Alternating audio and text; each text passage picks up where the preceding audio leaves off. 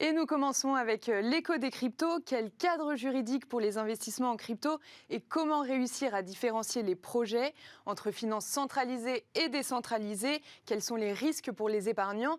Et qu'est-ce que la mise en application de la réglementation MiCA en 2024 va changer?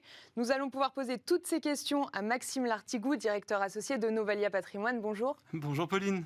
Alors, plusieurs autorités de régulation proposent des nouvelles mesures pour réglementer le secteur de la promotion d'actifs financiers et notamment sur les réseaux sociaux. Et comme on le disait, la réglementation MiCA devrait entrer en application en 2024.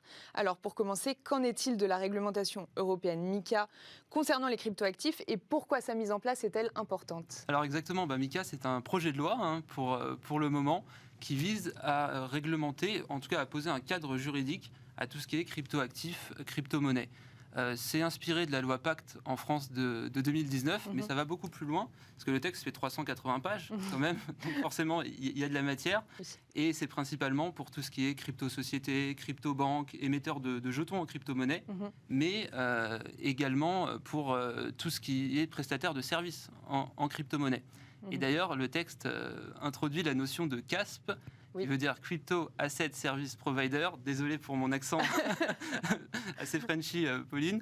Mais c'est la même chose que le PSAM français, mais pas l'enregistrement PSAM, plutôt la licence PSAM. Donc ça va beaucoup plus loin. D'accord. Et donc en fait, ça veut dire qu'il y a encore une sorte de flou juridique jusqu'à 2024, donc jusqu'à la date de la mise en application de la réglementation MiCA. Tout à fait. En fait, là, la loi devait être votée par le Parlement européen ce mois-ci. Ça a été décalé en février 2023. Pour des raisons, c'est plutôt drôle, des raisons de traduction, si vous voulez, parce que un texte européen doit être traduit dans les 24 langues officielles de l'Union européenne, ce qui est normal, sauf que le texte faisant 380 pages et étant très technique, exactement, ça a pris du temps, donc ça sera voté en février, et pour une application, probablement journal officiel, début 2024, on dit un an, donc février 2024, il peut y avoir encore des retards. D'accord. Et du coup, pourquoi de plus en plus d'autorités souhaitent réguler les acteurs du marché des cryptos? C'est vrai que dans le monde entier, on le voit que beaucoup d'autorités veulent réguler. Alors, c'est une bonne chose, ça veut dire qu'il y a une adoption. Donc l'adoption veut dire réaction des États, mais on voit que les réactions sont diamétralement opposées. Je prends un exemple, enfin deux exemples même opposés. Vous avez le Salvador, je sais qu'on en a beaucoup parlé sur vos antennes, qui a mis le Bitcoin au rang de monnaie, carrément de monnaie officielle, principalement pour des raisons inflationnistes, peut-être d'indépendance vis-à-vis du dollar et d'inclusion bancaire, pas les mêmes inclusions bancaires que des pays développés. Et je prends l'exemple opposé de la Chine, par exemple, qui a tout bonnement interdit les transactions en crypto-monnaie. Et entre les deux, effectivement, vous avez principalement les pays du G20, mais pas que, des pays qui disent que les crypto-monnaies sont des actifs financiers à part entière, en tout cas qui essayent de l'être, et on a des réglementations, c'est l'objet de la réglementation MiCA, mais également des réglementations aux États-Unis, au Canada, etc. D'accord. Et du coup, comment l'épargnant peut faire pour différencier les projets? Exactement. Alors, outre l'analyse fondamentale, je pense que c'est pas l'objet de notre discussion, mais effectivement, il faut différencier le cadre juridique des projets, parce que tous les cadres juridiques ne se valent pas. Et pour ça, il faut respecter un cahier des charges qui est plutôt simple quand on y réfléchit. Est-ce que le site internet du projet en crypto-monnaie a des conditions générales, par exemple? Convention légale. Exactement. Est-ce que le projet en crypto-monnaie est géré par une entreprise? C'est pas toujours le cas. Quand c'est des projets décentralisés, c'est autonome, du coup, il n'y a pas d'entreprise. Est-ce que cette entreprise est de droit français, est sur le sol européen et ailleurs, vous comprenez? Parce qu'en fait, c'est vraiment à l'épargnant, pardon, je vous coupe, mais de faire la différence entre finances centralisées et décentralisées, pour le coup. Exactement. Alors, on peut avoir de la décentralisation dans la centralisation, on rajoute de la complexité, mais sur un projet totalement décentralisé, théoriquement, il n'y a pas d'entreprise. Et effectivement, quand on a une entreprise de droit français ou de droit européen, c'est beaucoup plus simple, évidemment, que quand on a une entreprise, par exemple, dans les îles Vierges britanniques ou dans le Delaware. Ouais. Et dans ce cas-là, comment fait l'épargnant du coup pour se repérer sur les bons projets?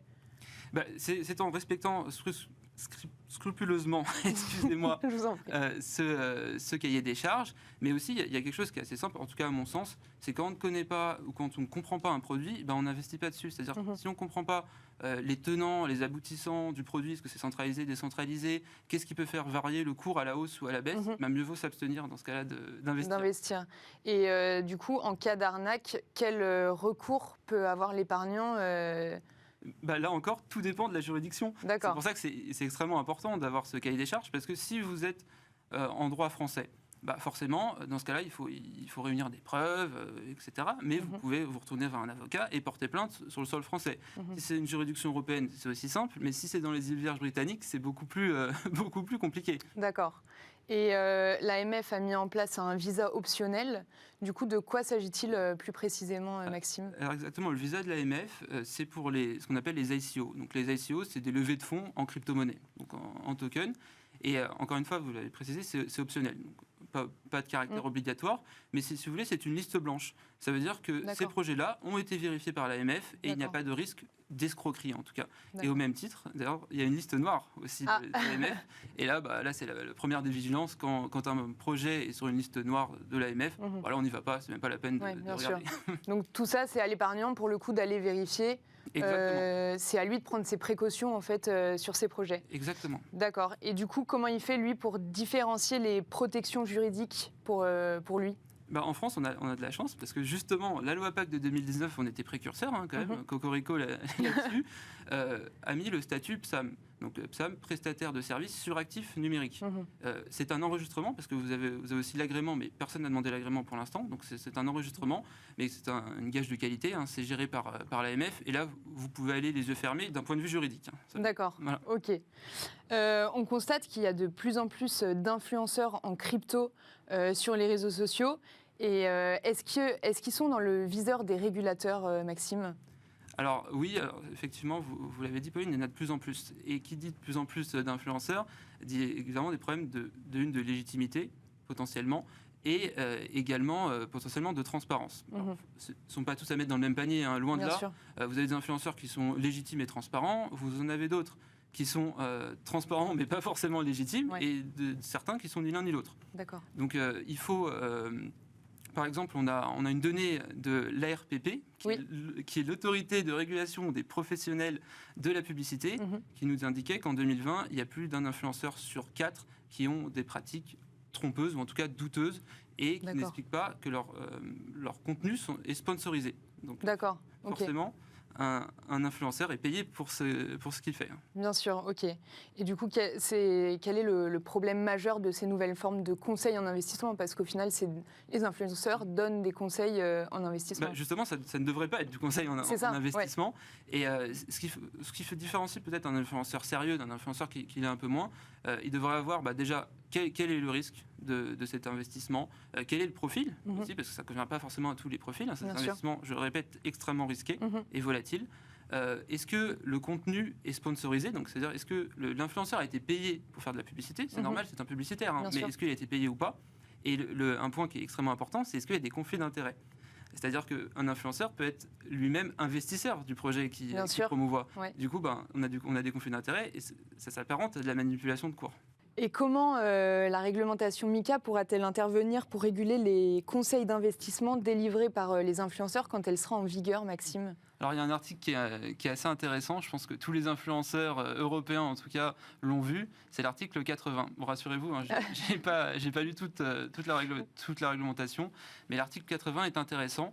L'article 80 en fait met la notion de manipulation de cours et de conflit d'intérêts. C'est-à-dire que si un influenceur est investisseur d'un projet sans le dire, et il fait de la pub sur ce projet, c'est de la manipulation de cours, et forcément, de fait, il y a un conflit d'intérêts. D'accord. Et pour conclure, Maxime, est-ce qu'on peut dire que MiCA est finalement une bonne chose pour réguler le secteur des cryptoactifs ? Alors oui, c'est une bonne chose parce que forcément, ça met en tout cas les voies d'une adoption et potentiellement d'une adoption institutionnelle. Donc ça c'est une bonne chose, mais par contre, c'est quand même à nuancer. Parce que forcément, déjà, la technologie avance extrêmement vite, l'innovation avance vite. Alors, comme on l'a dit au début, ça va être en 2024. J'espère qu'en 2024, la technologie n'aura pas avancé et ce sera déjà, MiCA sera déjà un peu désuet. Et également, j'espère aussi que cette réglementation ne va pas freiner l'innovation. Alors que la réglementation, c'est bien, mais il ne faut pas que ça freine non plus l'innovation. On se rappelle de la loi Hadopi également il y a quelques années qui, au final, n'a servi à rien. Donc ça, c'est important. Et un dernier point, il ne faut pas qu'il y ait de la concurrence déloyale. C'est-à-dire que c'est très bien qu'en Europe, les projets soient réglementés. Il ne faut pas non plus qu'il y ait des projets en dehors de l'Union européenne qui viennent en Europe et qui n'ont pas la même réglementation. Merci beaucoup, Maxime Lartigout, d'être intervenu sur le plateau de Smart Patrimoine pour répondre à toutes ces questions. Et quant à nous, on se retrouve tout de suite dans Enjeu Patrimoine.